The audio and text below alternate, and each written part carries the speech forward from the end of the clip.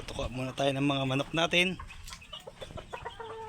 Nakakatuwa tingnan yung pagpaparami natin ng mga manok.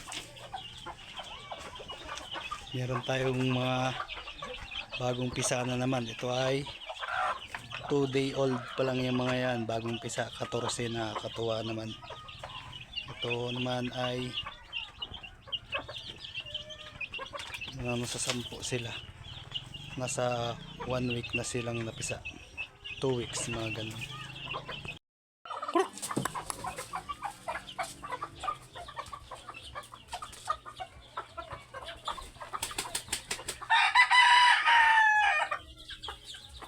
Yan. Pag meron kang inaalagaan, meron kang kakatayin balang araw. Diba? Nakakatuwa naman sila. Yan yung ating tagalahi ng ating mga manok.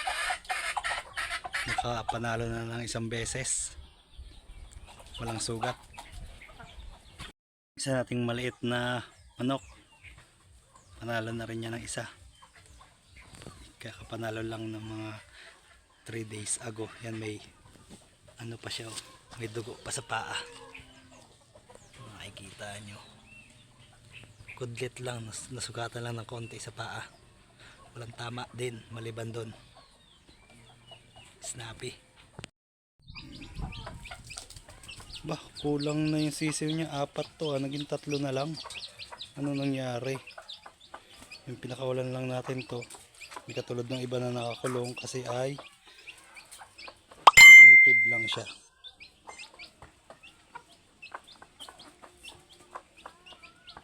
Kukulong din natin yan. Ihalo natin doon sa mga ibang sisiw. Kasi katulad niyan ay 4 dati, 3 na lang. 10 itlog, 4 lang ang pinisa. Tapos nabukasan agad ng isa.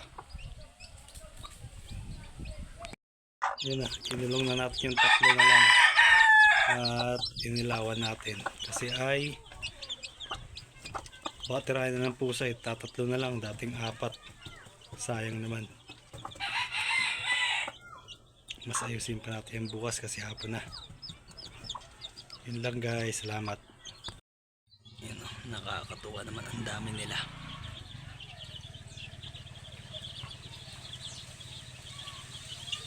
Mga ilang buwan lang malalaki na sila.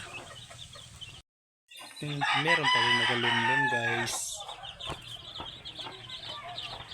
Yun, lapit natin. Meron pa dyan. At sara natin para iwas pusa. Meron pa dito mga itlog. Yan guys, so ang dami. 1, 2, 3, 4, 5, 6, 10. Diba? Nakakatuwa naman.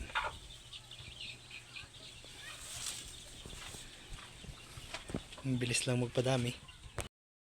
Bali, ito yung isang manok natin. Yan, Texas yan. Meron siyang 7 itlog. Ginawa natin siya ng pugad. Wala siya dyan dati. Nilagyan natin ng maayos na pugad para maganda yung pagkakalimlim niya.